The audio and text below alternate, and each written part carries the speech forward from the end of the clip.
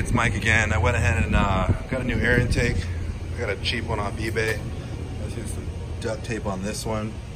I bought a cheap one because to me the functionality of an intake, there's not much of a difference between an AEM or a DC. You spend $200 on compared to I paid 60 bucks.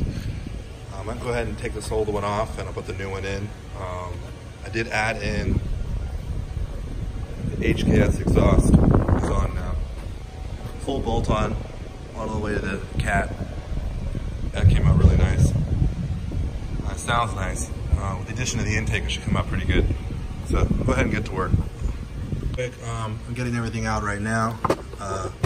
This should come off here. It's the old, really bad filter. It was just 4 bolts holding this in, and of course there was a wrist clamp around this thing. I got that off right away. It should come off like that. That's that.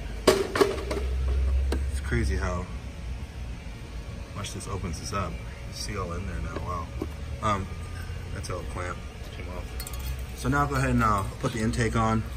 It's a hose right here, breather hose, and I'll get everything on.